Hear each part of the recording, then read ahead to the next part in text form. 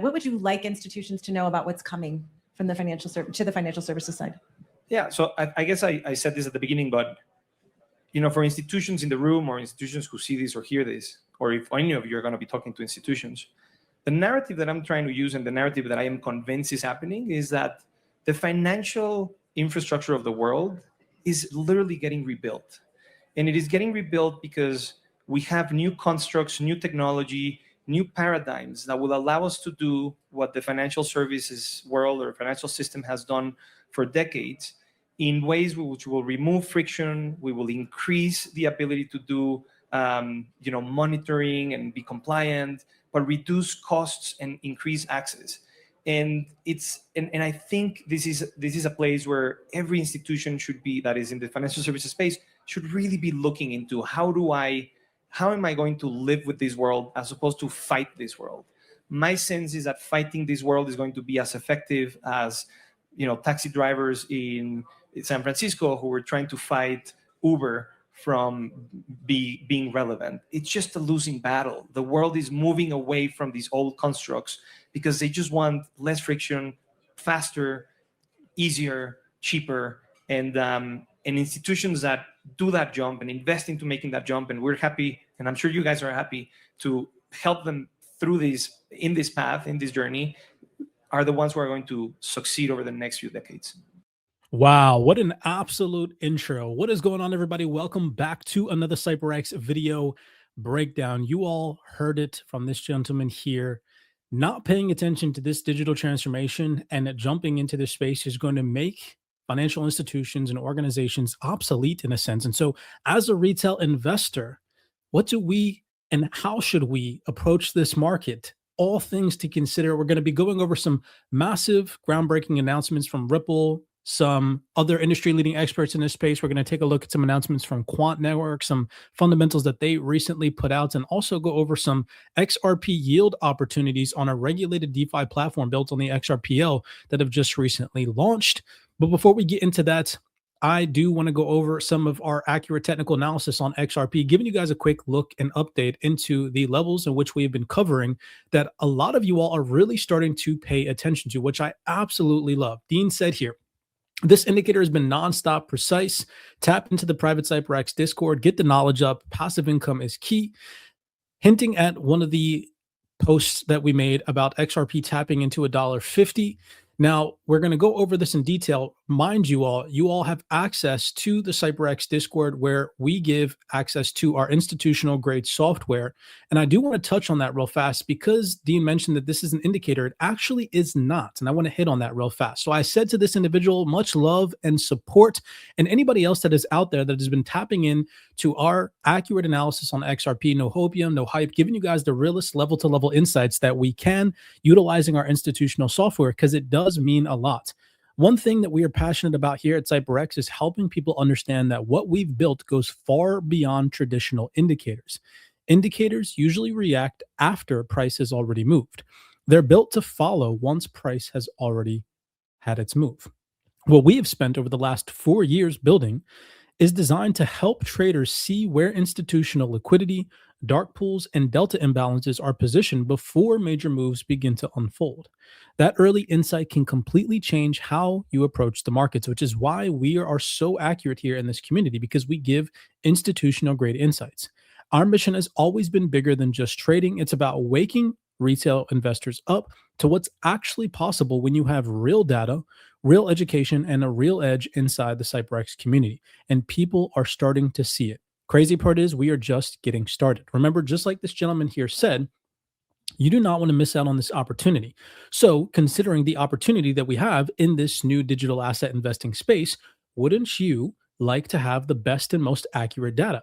I know I sure would, which is why me and the team here at CYPRX have built the institutional software that we have built. With that in mind, showing you guys that we keep a level head, we deliver nothing but accuracy in this community, going all the way back to April 26th via our last update, just to show you guys the timestamps. We put our money where our mouth is at, and we try to keep you guys accurately in the loop with XRP analysis. So that way you're not following all the hopium, all the hype, all the misleading influencers that are out there steering you guys in the wrong direction. And we're constantly trying to keep you all updated with level to level updates. April 26th, we gave this analysis where I mentioned that price would likely come down into the dark pool at around $1.34, have a nice retest before we start to flip back to the upside, hinting at $1.50 as our first key area of resistance that we need to break above before we get materially excited on any higher prices on XRP. Looking at $1.62 to $1.77 next as our upside hurdles. And from that April 26th announcement, now taking you guys over to a quick update on XRP. Using the copier on Twitter and TradingView, you guys can see that I put that post out here to you guys on April 26th, right at this yellow dot.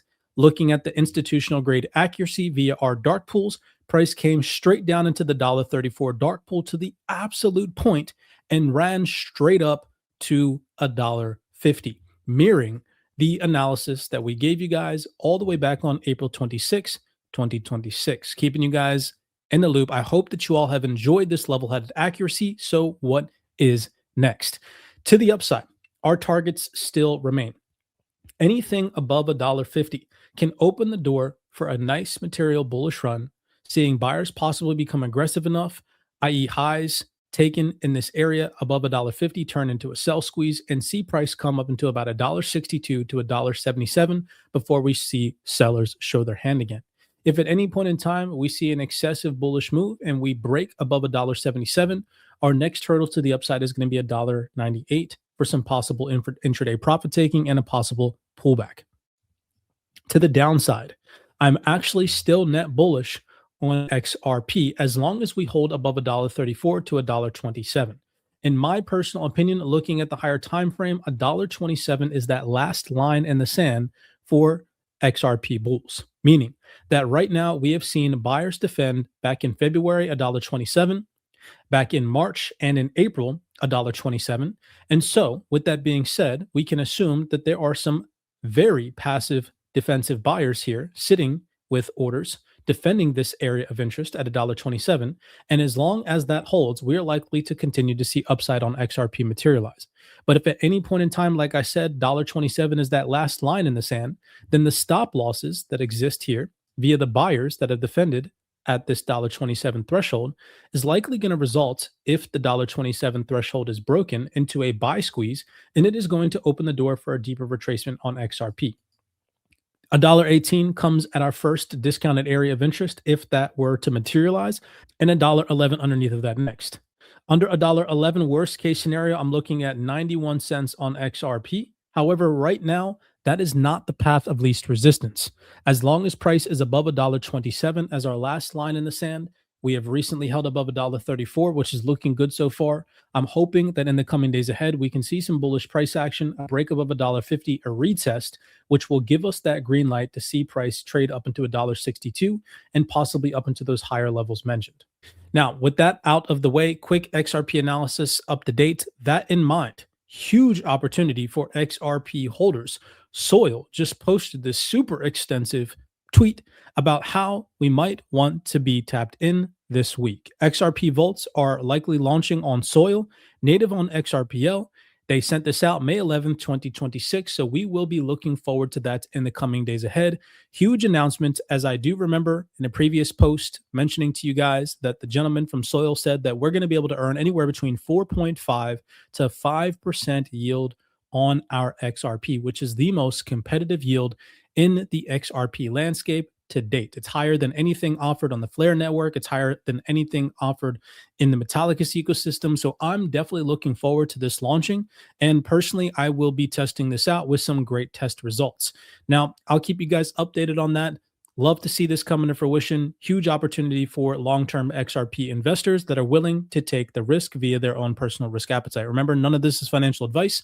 I don't stand by this DeFi protocol. However, they are one of the only regulated platforms on the XRPL right now for yield opportunities, with both RLUSD and XRPL launching in the coming days ahead.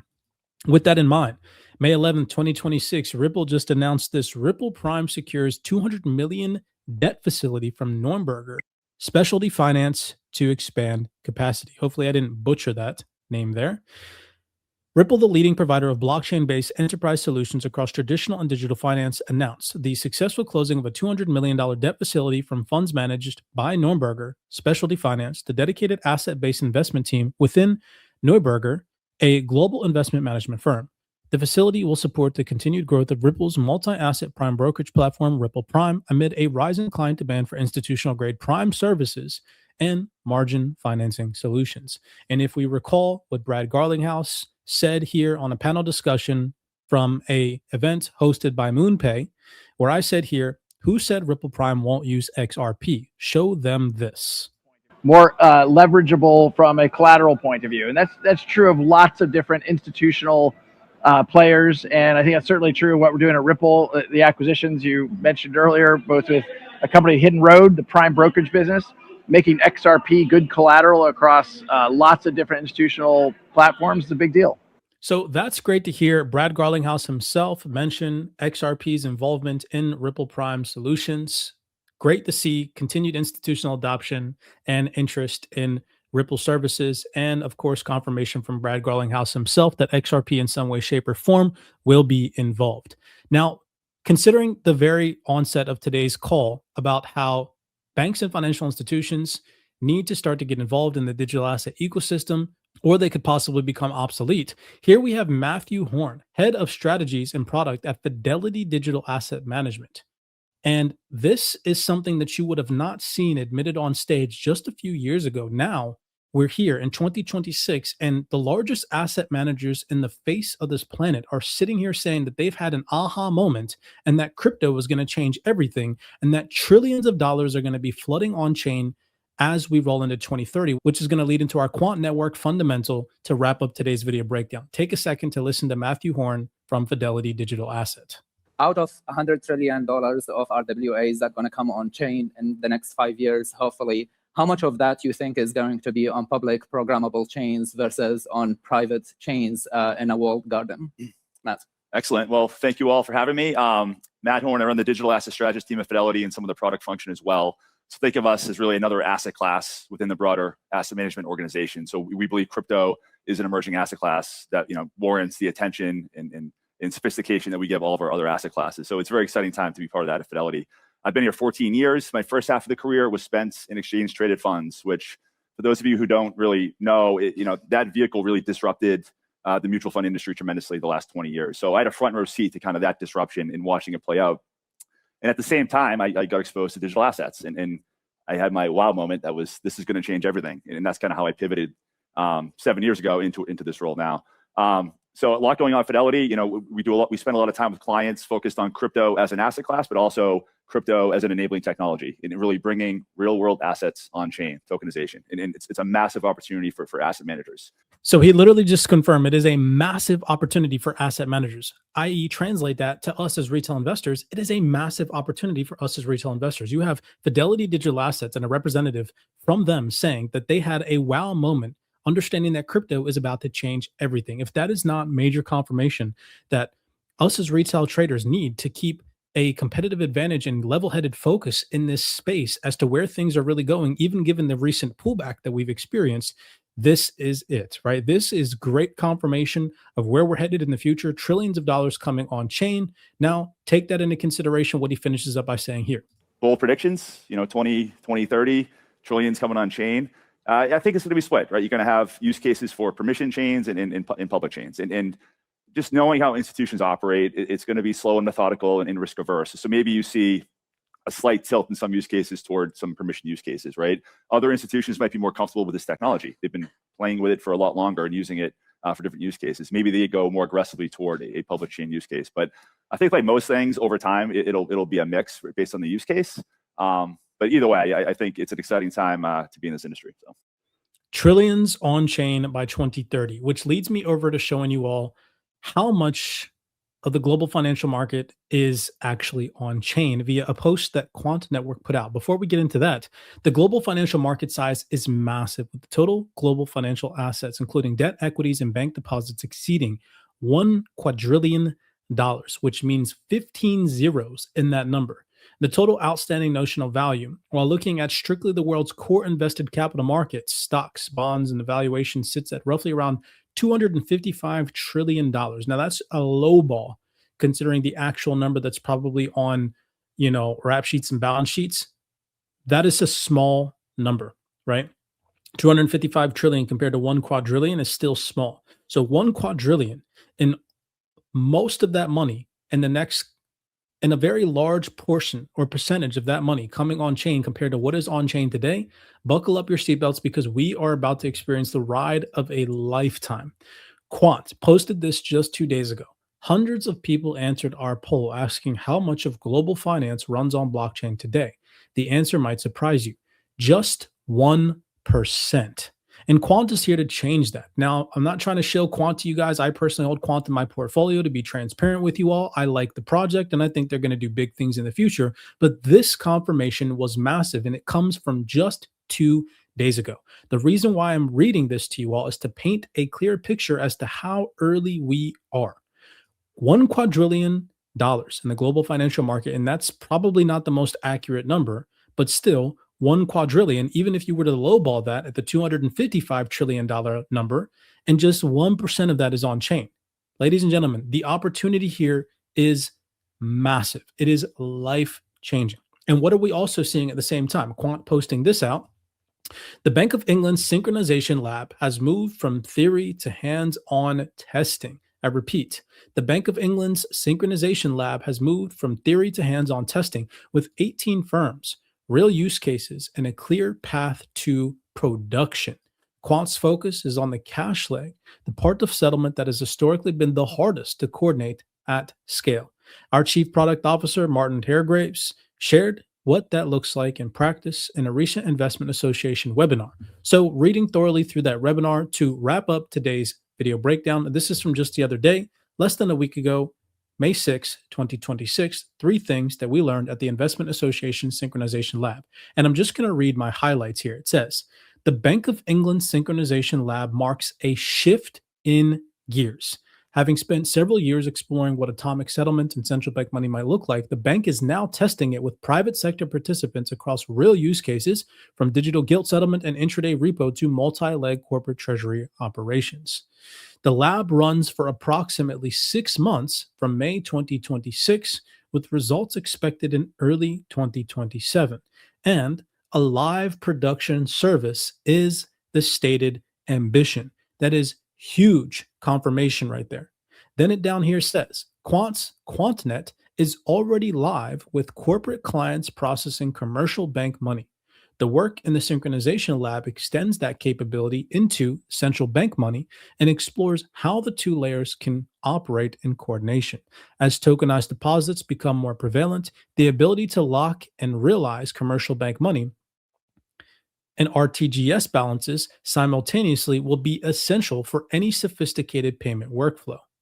Then last but not least down here, this is probably the biggest part. It says, for Quant, the lab is an opportunity to demonstrate how cash-like settlement functions in practice and how that connects to the broader tokenized deposit infrastructure we are building through QuantNet. The result will inform the design of a live service that, if the banks move forward, will reshape how money moves across the UK financial system. I want to highlight that if there, but again, me personally, I'm willing to take the risk that that if is going to come into fruition, and I would like to be on the right side of history when that if does come into fruition. Now, of course, assess your own personal risk properly. I'm not telling you guys to go out there and buy any of the digital assets that we discussed in today's video breakdown. Always do your own research. With that being said, inside the private CYPRX community, we're constantly dropping gems like this. We're constantly going over fundamental breakdowns and delivering real accurate analysis and updated fundamentals. We'd love to have you on the team inside the private Discord. You guys can always head over to cyprxtrading.com to tap in with us. With that being said, many blessings to you guys. Be mindful, be aware out there, and I'll see you all in the next video breakdown.